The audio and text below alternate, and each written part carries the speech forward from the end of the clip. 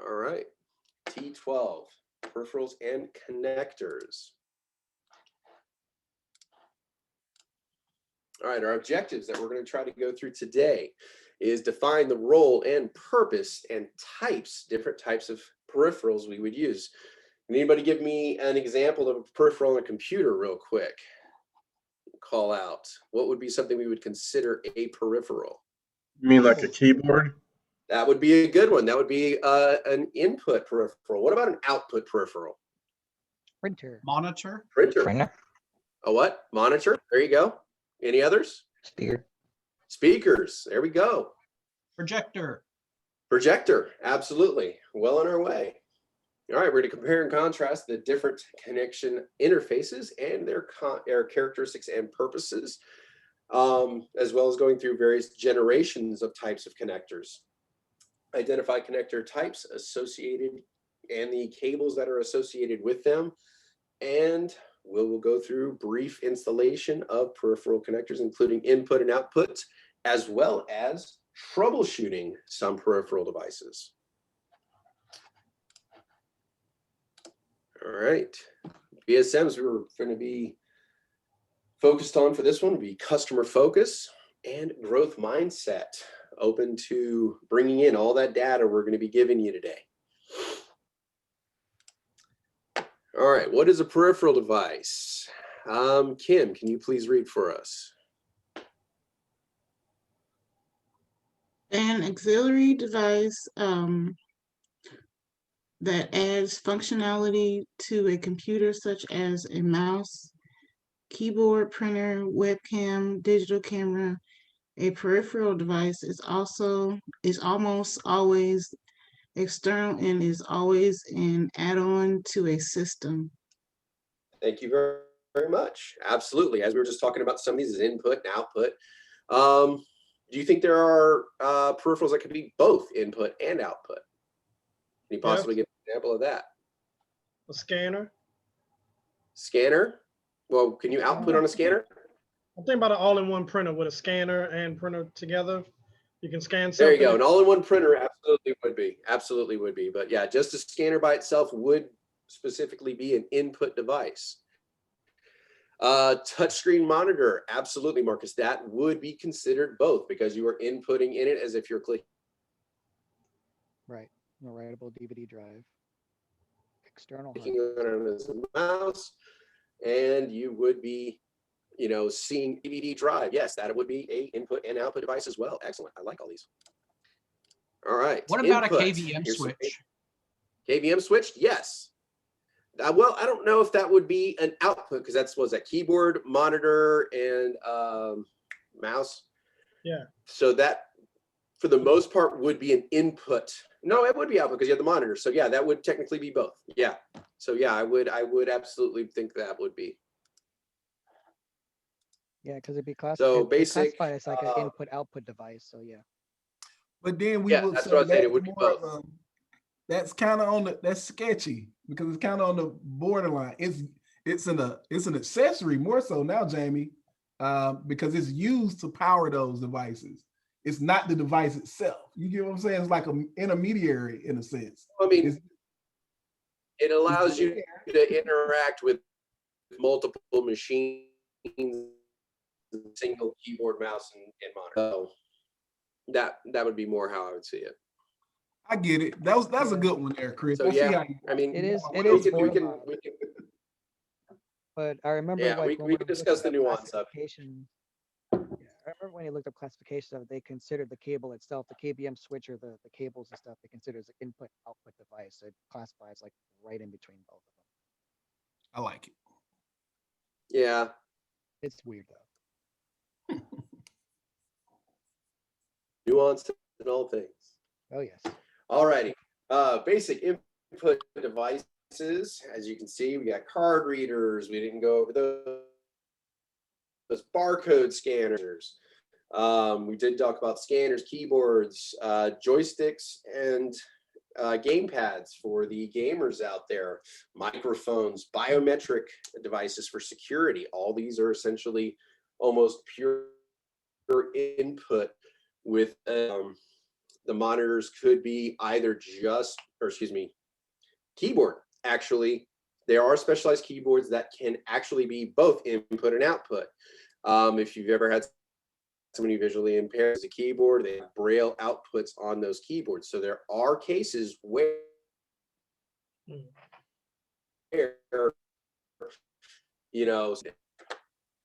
we losing you.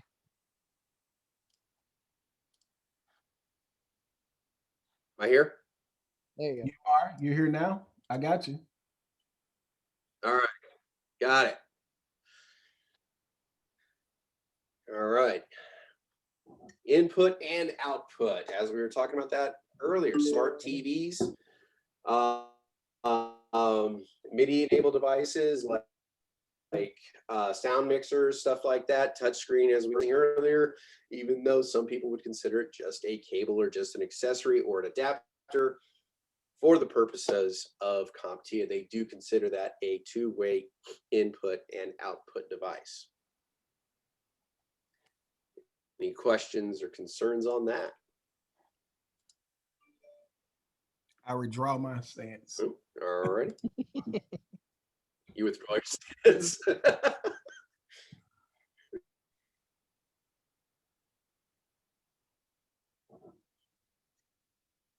Breaking up again. Yeah, Give them a second. Thanos has got him again. Brian, my connection smooth out again? Yeah, your it kind of connection's left good you, now. but you were done with that slide, so you can pick up on output. All right. Outputs, as we talked about, speakers, monitors, printers, basically anything where you're going to be receiving the information, headphones from the computer. And the key is, when you're going through the exam, is being able to identify these things and whether they are an input, an output, or both.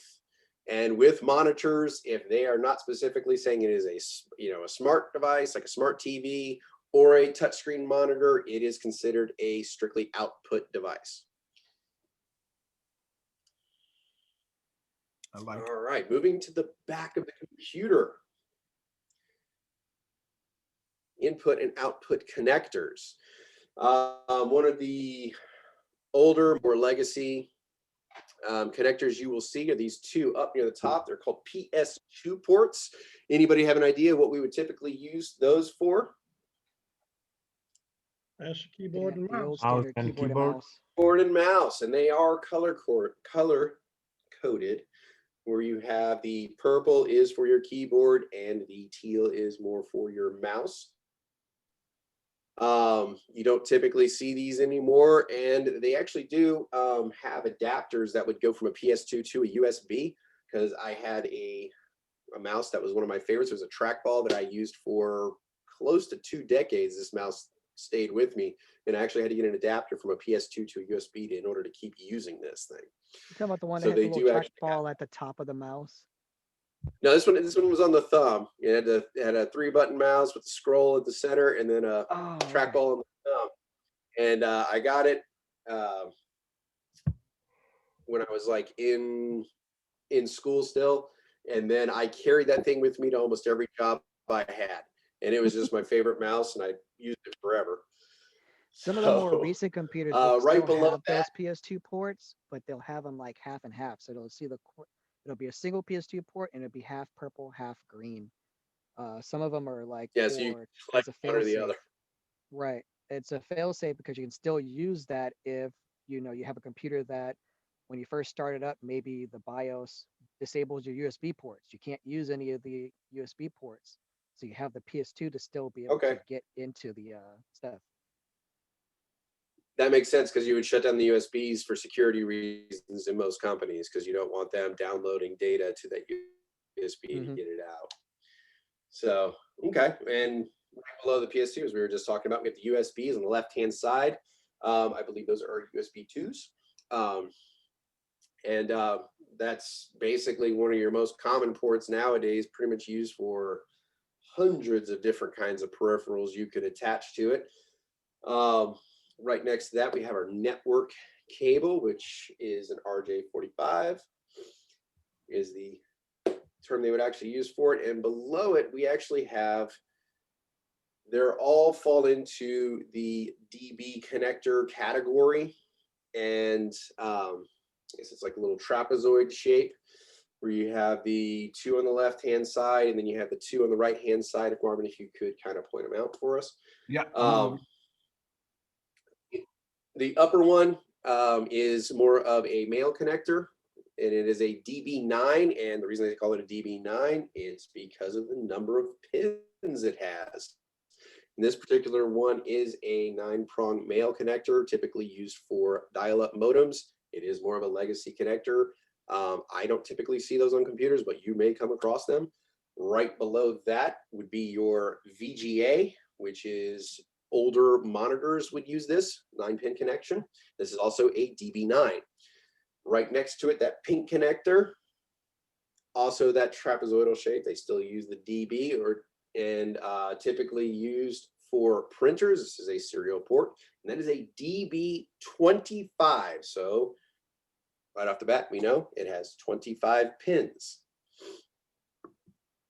Directly below that, the yellow connector we have, and that one would be for game joysticks, digitizers, stuff like that, and that would be a DB15, a 15 pin. So the most common DB connectors you will see will be 9, 15, and 25. Immediately next to that, we have our audio ports. Typically, you do have 3 of them. I have 3 in the back of mine. They have a line in and line out, and then they have a microphone. So can anybody tell me why you would have a line in and a microphone? Why not just have one?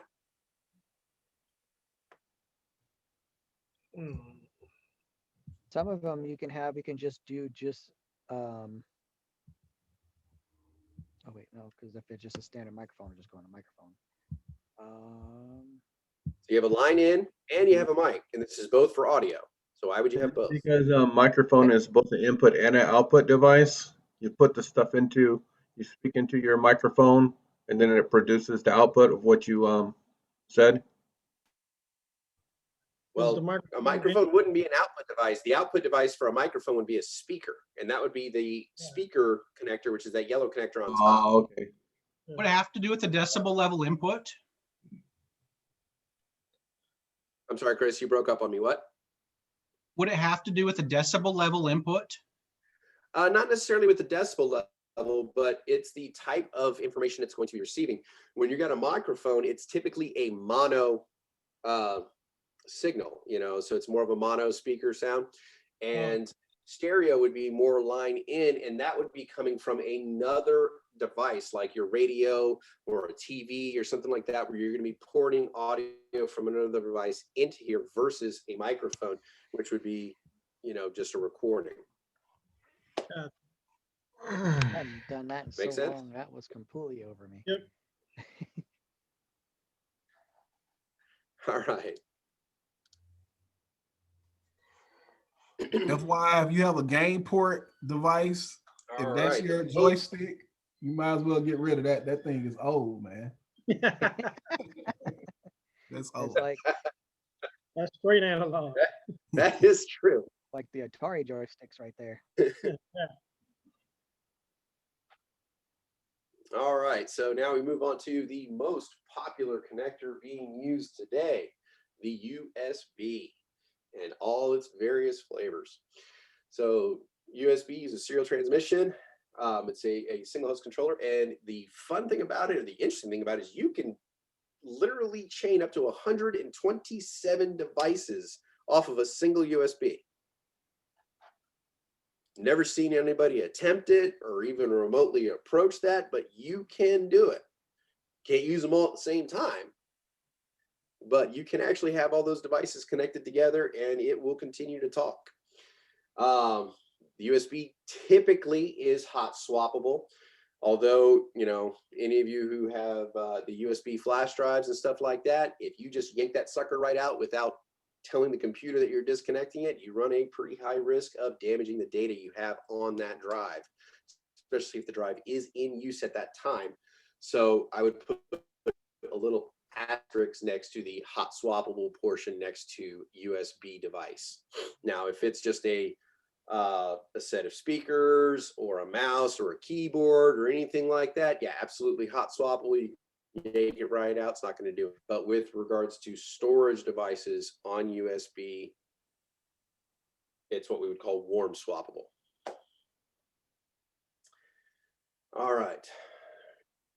USB has 4 wires within it, 2 power, 2 communication. And we have gone through, I think we are now in the 4th generation essentially for USB. And you have USB 1, which was very low speed and also called full speed. And they will give you indicators on this. They may say you have a super speed USB. That should let you know that that is a USB 3.0, because that would be the commercial indicator for it. So the generations that we have so far, USB 1.1, low speed, 2.0, high speed, 3.0, super speed, and then you have the 3.1, which is a super speed USB 10 gigabits per second. All right, the specifications. Unfortunately, yes, you do need to know these. So we have the various generations of them, where you have the 1 and the 1.1. Maximum transmission speed you can achieve 12 megabits per second.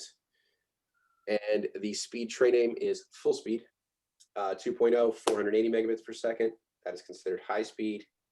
3 is where it actually starts getting extremely functional for, you know, today's use, where it gets 5 gigabits per second. That's considered super speed. And then the maximum cable length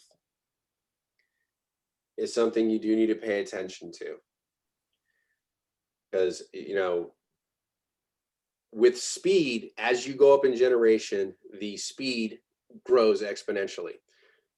As you go up in generation, though, the length of the cable does not do so. It does not follow that same track. So you do need to kind of pay attention to it, because as you see here, USB 1 and USB 3 has a maximum cable length of 3 meters, where 2 gives you 5 meters.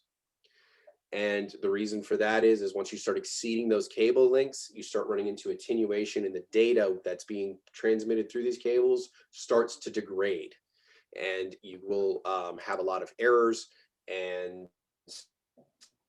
things like that. So like if you've actually gone looking, hey, can I get a 15-foot USB cable, you know, to hook my, you know, speakers and my TV up together, and can't seem to locate it, this would be why.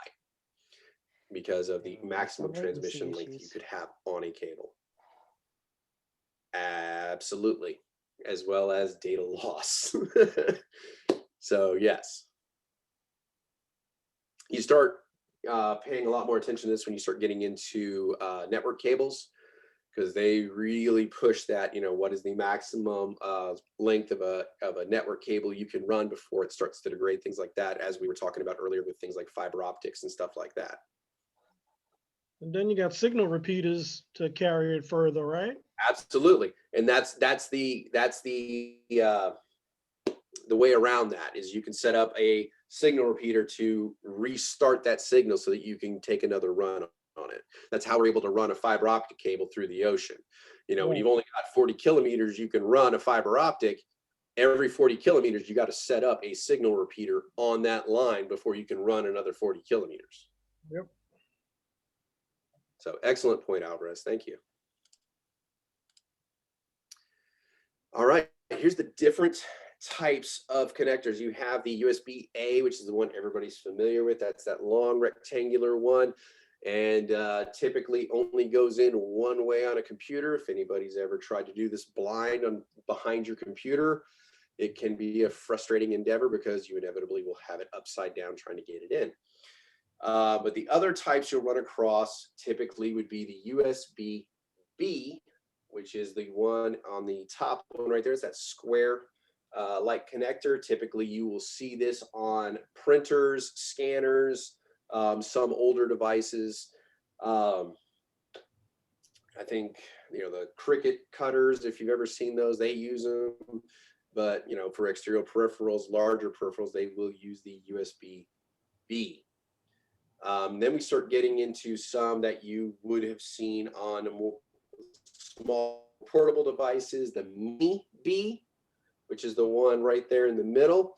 That one, if you would see on older phones, like the older Nokias and stuff like that, they use that particular type of connectors. The DS, Nintendo DS, if you use those, they use that particular type of connector.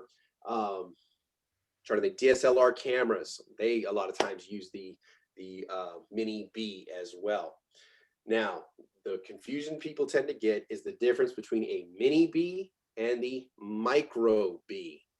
So the Micro B down there on, or was it, no, that's the Micro B, yeah, Micro B. That's the one that's on a lot of mobile devices today, like you'll see them on prior to the USB-C. You will see them on Bluetooth headsets. You'll see them on phones, camcorders, all that kind of stuff. You will actually see the Micro B, but please do not confuse the Micro and the Mini. The Mini is older and is a little bit thicker. They have the same shape, same basic trapezoidal shape, but the Micro is much smaller and is the more recent and more widely used one today. Is there any questions on these three? Yeah, I got a question. Okay. So the Mini Micro B is, I'm sorry. The Mini Micro B is the newer version of the Macro B, right? No. So you have the Mini, the No. Mini B, which is the wider one. That's the one in the middle. Mm-hmm. And then you have the Micro, which is the one near the bottom.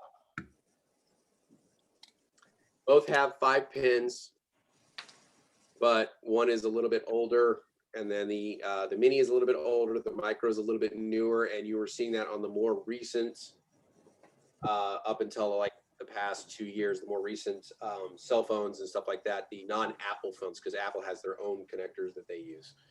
Faison, why do you think they're doing this? What do you think all these cables exist? Help me out. I know you know it. What's the benefit of this? That's what I was just about to ask. Is it just a smaller form factor because devices are getting smaller? And if you can say that, but then think about the other reason. You sold this stuff, Alvarez. What's going on? What drives America? What drives the world? Oh, money. That's it. Yeah. Because those sizes are so subtle that it's not, unless we start talking about technology improvement with transfer rates, which we will, until that happens, that device could have been a Nokia proprietary in a sense of, and then let Samsung need to make one instead of using the Nokia one. They want to use their own. It builds on that. But like I said, until we get to the ones that start to improve with technology and the transfer rate and things like that, that's all it is. That's the same for all of those, right? I just I turned off my inner salesman. I wasn't thinking about the money, but yeah, that's exactly right. Because I've sold every last one of those cables in all configurations, and it was about the money. So Faison, I didn't want you to get so caught up in trying to see what was newer, what was older. You really got to pay attention to the end. And being that most of us, I'm going to say that lightly, has had several variations of mobile devices and cameras, you may be used to seeing or having a cable with those in. That Mini B looks weird as far as the shape. It's very obvious, and it looks different in comparison to the Micro. Just physically, it looks different, and you could probably see, okay, that's a 5-pin Mini. That doesn't look like the Micro at all. And when we go to the other ones, they won't look enough alike to be considered you thinking they're the same. You just got to know the naming, the nomenclature, the name of it, because they will look different. Don't they essentially have the same functionality though? Yeah. Yes. But the Micro has a smaller footprint than the Mini. Right. And those two, why we always stress those two, those are the two that always seems to get people. The confusion Yeah. always seems to be between the micro and the mini. People always remember what the B is, the big square one. They always remember that one. That's the one you use on your printers. It's one of the most obvious ones. Yeah. That one seems to not be a problem. But when you get to the mini and the micro, people always tend to flip those. I agree. Can you just clarify, Any like other questions how on before we the, go back? sorry, Okay. on the test, when you, like, Go ahead. when you say people get confused on those, do you mean they get confused because it'll show us a picture and we'll swap them? Or is there another way, like a question would be worded that confuses us? The picture. Well, it's typically a picture. They'll show you the Okay. picture and they'll say like, well, what is this? And you'll be like, which one was the smaller one? Was it the micro or the mini? You know, because when you get to, I think it was motherboards, the micro is bigger than the mini. If I Yeah, remember correctly, I have to go back. USB I actually think got it's it right. reversed in It's motherboards. small. Yeah, Yeah, so I think it's reversed in motherboards, and then they have the mini and then the micro. So the thing is they will show you a picture of it, and you just kind of need to remember that the micro is the smaller of the two. The mini has a little more like open shape. You guys know why I turned it off. It's time to stretch your legs. we're already a little late. So me back in here at 10 after the hour. 10 after the hour. all right.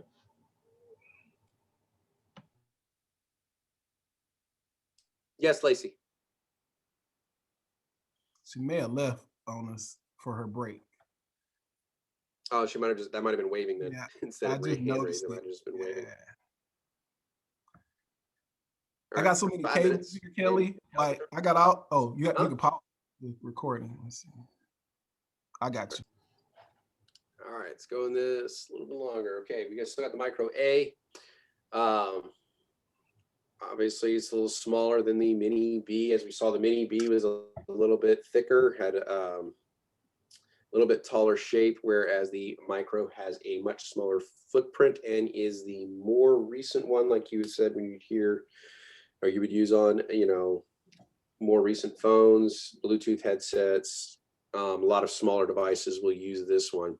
Then we have the USB 3.0 B, which is not as squared off as the other one. It actually has a protrusion at the top, changing the shape a little bit. But again, this one is distinct enough to where you're not really going to get that one confused. And it looks similar enough to the B where you're going to associate the two. Just remember the USB 1 and 2 B connector has a black profile and is more squared.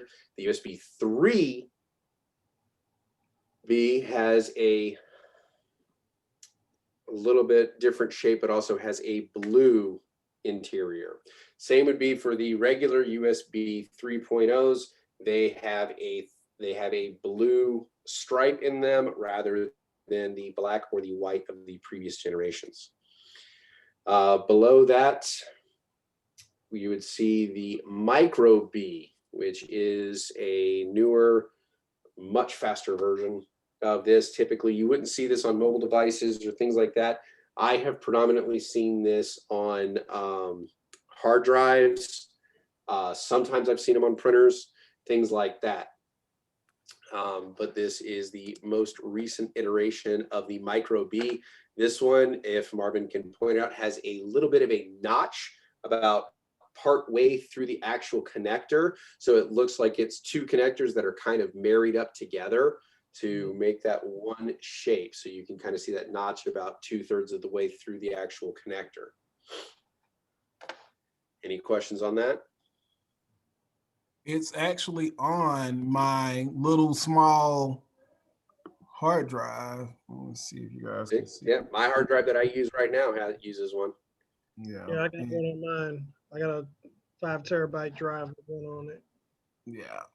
Yeah, they're Mhm. common to the external drives. Yep.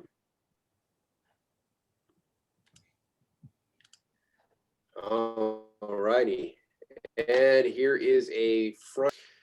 So you can kind of get a look at them. The farthest is the A. That's the standard one that you would typically plug into the back of your computer. These are the basic profiles that you would see on the exam. Am I? Yeah, you Am I are. frozen? Yeah, you are good now, maybe. Okay, good now? Yeah, you good now. All right.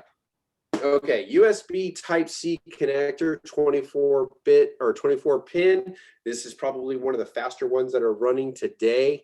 And the key you will always look for on this when they are trying to describe it is it can be plugged in either way. So it is not unidirectional. You could plug it in either way and it works exactly as needed. The only other connector that does that but does not operate near the same speed would be the Lightning cable, which is an Apple specific connector, as you will see, which is the second from the right at the bottom. And then working from left to right, you can kind of see your standard USB type, which is the type A. And then right next to that is your B, which is typically used for what, Mohammed? What would you typically use a B for? And this be for printers? Printers, very good. USB hubs too. USB hubs, I could see that. But the most typical that somebody would see it and come across it would be for printers. Micro B, there you can see you have a better view as to that notch about 2/3 of the way through the connector right there. That one is one of the most distinctives next to the B. So you know, remembering the micro B is pretty easy to remember just because of its distinctive shape, and it is one of the more current. And then right next to that, you will see the micro, which is the more recent between the micro and the mini. And the micro, again, Bluetooth headsets, smaller phones, peripherals like that. The mini right next to it, a little bit older than the micro, older phones such as like Nokias and stuff like that. DSLR cameras would use something along those lines, and it has a larger footprint. Then we get to the Apple specific Lightning cable, which is pretty distinct and was very high speed for its time. And then we move to the most recent, which everybody is adopting. I believe even Apple is adopting this, the USB-C. Because it has the highest throughput and a pretty universal connector and about the best technology we have right at this point. Yep.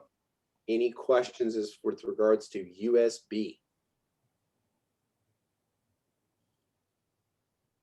So is it called USB Lightning? No, they wouldn't call it a USB Lightning. That is, they specifically would just say a Lightning. Okay, yeah. Thanks.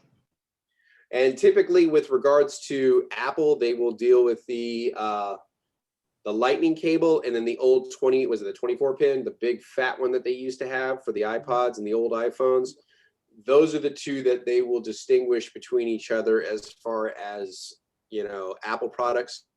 Or they may try to trick you and put Lightning cable in there when you need to be looking for Thunderbolt, because people tend to mix them up just naturally, Lightning and Thunder. So I even do it to this day. So, all righty. And I believe I will be handing this one over to Mr. Marvin. I'm it. Firewire, IEEE 1394. That information will sometime be actually written or stated on the cable itself. But I would like to know, has anyone in the room used the Firewire cable? And if so, what device was you using the Firewire cable with? Think of video camera. Yes, very, very big with video cameras. Anybody else though? I use it with the adapters for the external hard drives. That's also another way. That's also another reason. Those are kind of, Scanners. Scanners. Yep. It it didn't really take off, but it existed, and when it was being used, it was because of its ability to push more information. As you can see, it's running at the Firewire 400, and this is also a cool thing that they do. It runs at 400 megabits per second, and if you notice, the USB 2 runs at 480. So at the time, this was a speed increase because USB 2 wasn't available, and Firewire kind of took off from there. The take home from this particular slide, we just talked about the devices that used it, is understanding that Firewire 400 or 1394A runs at 400 Mbps, megabits per second. And it has a 4.5 meter length cable. And you have Firewire 800, 1394B, 800 megabits per second. And that cable gets significantly longer. And the ability to daisy chain devices, which is really not you're not really seeing that, but it that also increases as well. Major takeaways. When I'm looking at a testing question, I can see how someone would ask you, what's the speed of a Firewire 400? And you'll have to pick that out, or 800. Any questions? It'll be a true false question. It could be. Right. Fast as the Firewire 800 can go, it's 400. True or false? That's the gist of it. Now, this is how the cable looks. Has a very known, obvious look when you know that it's that cable. And this end over here is almost like an inverted micro, isn't it? Mini. Yeah. You know what also that just reminded me of the Firewire, like just that cable in general. Mm-hmm. Remember the old link cables for the Game Boy Color? Yep. Yes, they were Firewire. They were Firewire. That's it. Sure was. It's crazy that you picked up on that, Brian. That's exactly what it was too. So. And you could daisy chain them too. Exactly. So you may get a picture. This picture is going to look totally different of a USB. It's not a USB, but it's more similar to that side. But that's a Firewire, and it almost looks like a directional arrow. It sure does. And if you're able to see on top of it, sometimes it will have it actually written right there. IR. That's all. Who wants Kimberly? Would you read for me, ma'am? Infrared is an outdated wireless technology to connect personal devices. IR requires an unobstructed line of sight up to 5 meters between the transmitter and receiver, allows up to 4 Mbps for fast speed IR, up to 1.15 Mbps for medium speed IR, and up to 115 kbps for slow speed IR. Today, the most common use of infrared is by remote controls. Thank you. And that last bullet is the most important, and the second one. When we think IR, we think line of sight, and you can kind of piggyback that on when you deal with IR in your home. You have to either point the remote directly at the TV if you don't have a fancy setup with the remote, or you're using your phone because you're using a Fire Stick, and that's a whole other situation. But if you have an IR setup, you typically will have to point it directly at the device for it to work. After 5 meters, it's not going to identify it. It can actually be shorter than that if the line of sight is not accurate too. So yeah, you got to put them like right up on each other. I hated that. The old Blackberries had them, and when we had a customer come in that needed to transfer their phone numbers from one to another, we had the lines up, and it would take about, oh God, just for phone numbers and names. It took about like 15 minutes. Yeah. So you see, that's not an ideal way to do it, and it's so important that we got other options. So the most commonly used is the remote control. Yeah. They only got a little bit popular because I don't know if you remember like the old Furbies when they originally came out, and it was like, oh, well, they can talk to each other. They had IR sensors in their foreheads, so they transferred that data. That is the creepiest thing ever. I know that. We hacked one. We like pulled the fur off of it. It looked like the Terminator, and was like it had like one of the IR keyboards. It was making the Furby like say all kind of retarded stuff. Oh, Did not know Like that. the old the Teddy Ruxpin dolls, if you remember those. Yeah. I remember Teddy Ruxpin. Oh yeah, we used to put heavy metal tapes in there and watch them sing to that. It's pretty great. Hey Christian, I see you down there. Let's read this Bluetooth for me. Perfect. Bluetooth is a radio frequency technology that can connect a device to a computer at a range of about 35 feet or 10 meters. It operates at 2.4 gigahertz band. Version 2.0 offers 3 megabytes per second with actual throughput of 2.1 megabytes per second. Which is already so much better as far as the distance from IR. So this was a great increase in range, and most items that we use, we will probably have some type of Bluetooth technology that we're using with them. So that's a really good thing. 2.4 gigahertz. I'm trying to pick out the best possible information from these slides. So increasing range. Well, Go ahead, Kelly. for Bluetooth, this is just dipping our toe. We actually have a whole section on this later. Of course, yeah, exactly. And 2.4 gigahertz. I'm sorry, that band. All right, now we're gonna take a step back because we kind of went over this already. We see what's going on here. Keyboard, mouse, purple. What color you call that? Teal? Is it seafoam? I don't know. That's teal. So PS2, we're just trying to get you used to the naming of these items. PS2 is what this is called. DB9, 9 actual holes there. That's why it's DB9.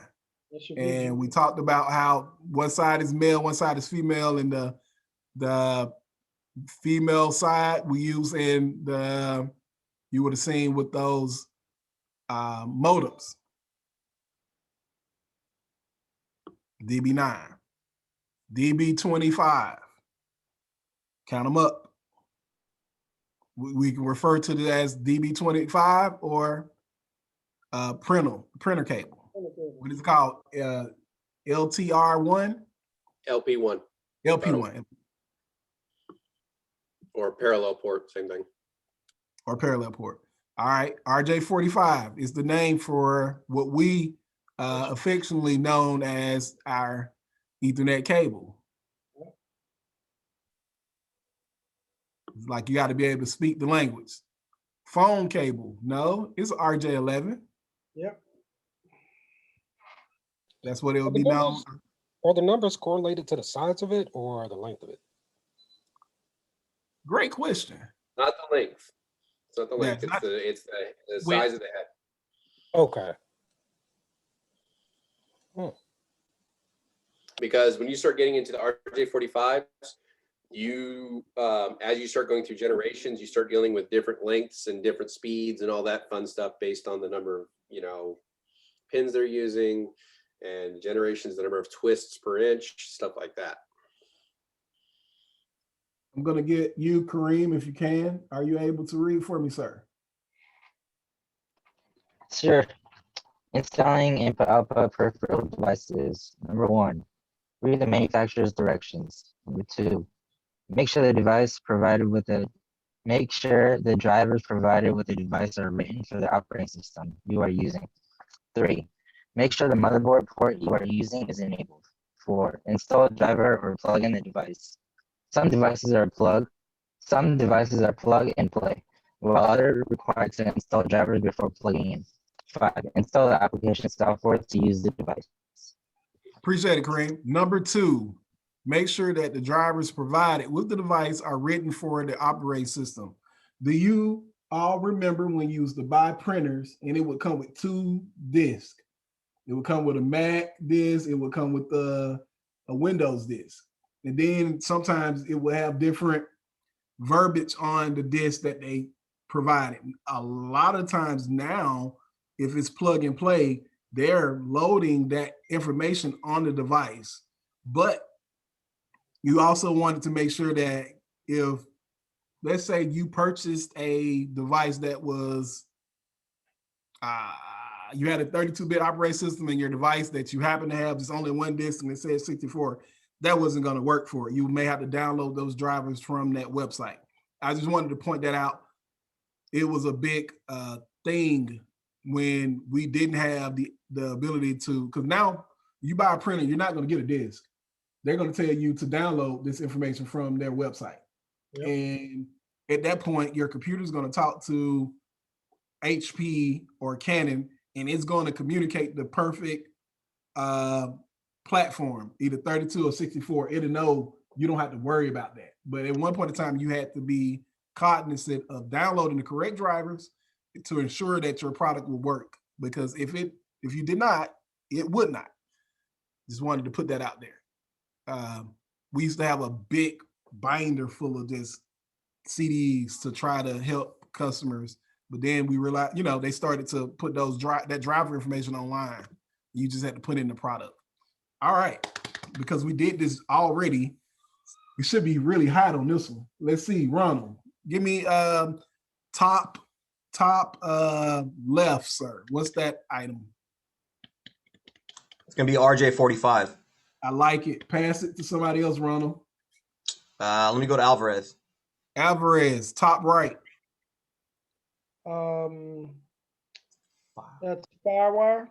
Yep. And if you notice, if you look and see it, it has 1394 on it as well. Something I was telling you that you could see a lot. Pass it, Alvarez. Let me see, Joseph. Joseph, my man. Let's see. Go ahead and attack the one in the middle, top, sir.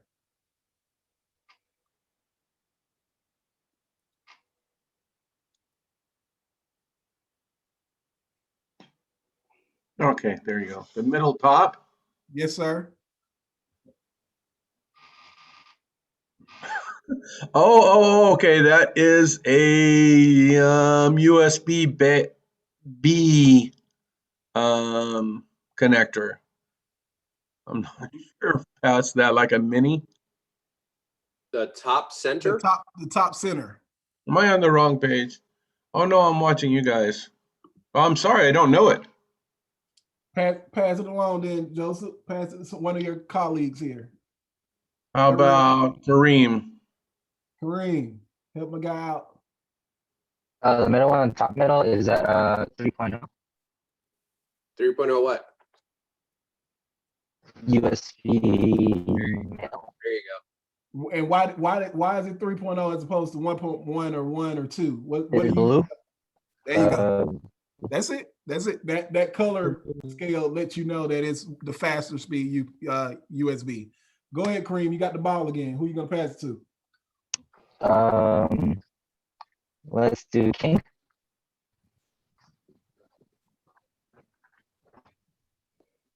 All right. It's King. What's that bottom middle? That's a phone cord, correct? Yeah, but what's our technical name for it? I think RJ11. Yeah, perfect. That's the government name there, RJ11. Okay, pass it, Miss King.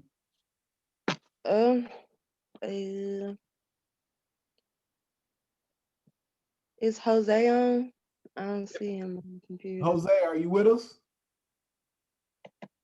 Yeah, I'm here. Okay, bottom left, Jose. Bottom left. Isn't that some kind of PS2 connector? PS2, it is, and it's purple, which is typically if you can see it, it kind of is in the back there, but it's longer. What does it look like? What does the picture kind of look like? What, that picture? Yeah, in the back. You really can't see it, but it's purple. It's PS2, but it belongs to which device? The keyboard or the mouse? The keyboard.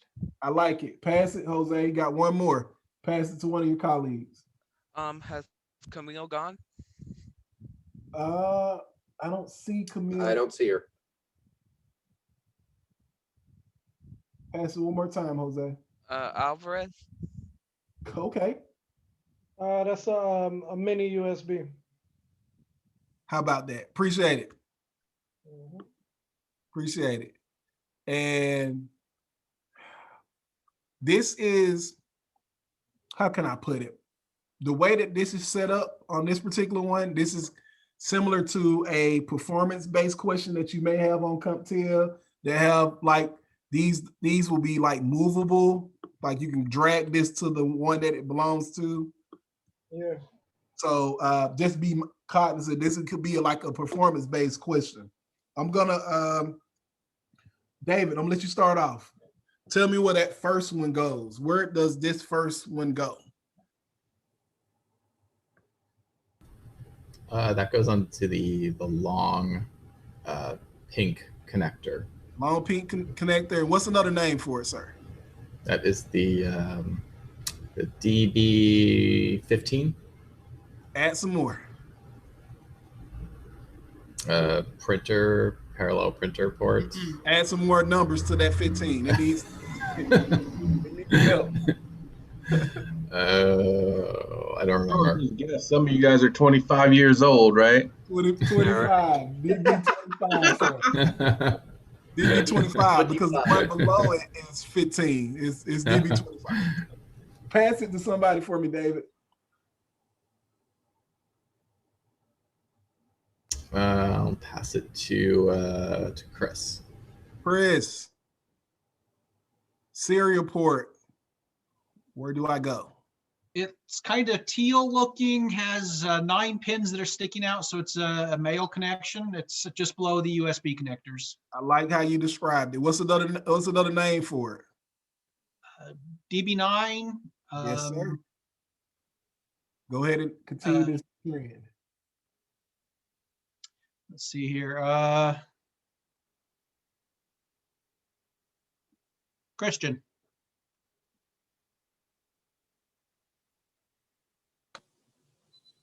Yeah. Go ahead for me, Chris. Number 3 is right the very last port to the left under your headphones.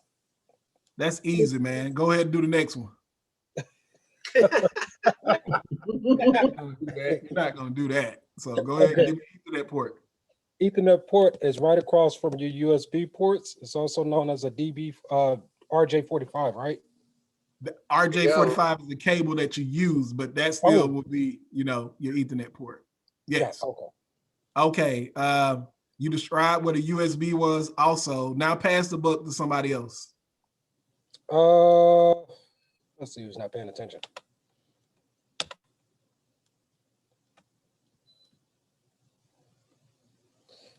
Is that Muhammad? Muhammad's locked in. Game port, Muhammad. Where is it located? The yellow one on the bottom on the right side. I like it. What's another name for it? DB what? DB8. Still David answer. DB9. Give me some more. Pins. The number is the number of pins. Yeah, it is. If you counted them up. 25. That's 25 up there. We're gonna take 10 away. We're gonna say that's DB15. DB15, okay. Pass it on again. Matter of fact, no more passing. This is getting kind of easy. Speaker and line in are obviously there and shown. And then you got your PS2 mouse and keyboard is up top. I appreciate that, folks. Did a good job. Marvin, can you give me an example of another line in peripheral, or tell me the difference between that and the microphone, please? Okay.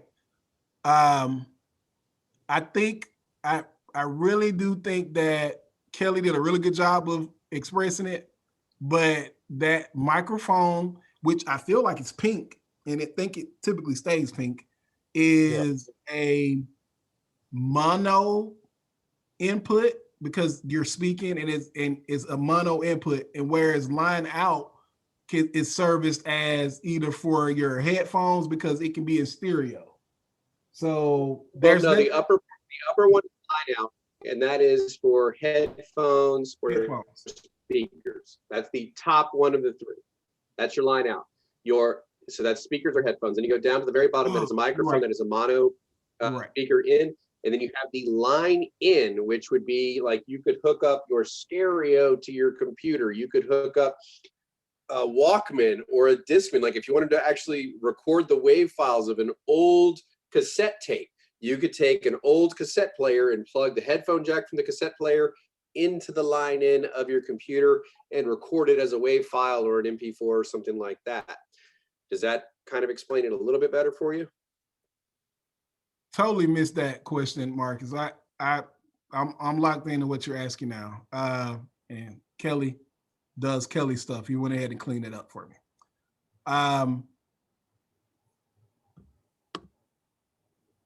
If all hearts and minds are clear, hopefully today we define all the roles and types of peripherals that we could see here. I'm sure there's others in the pipe coming out.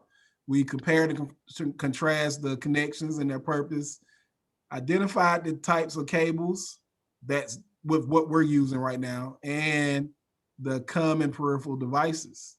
If there are no more questions, we will stop the recording here.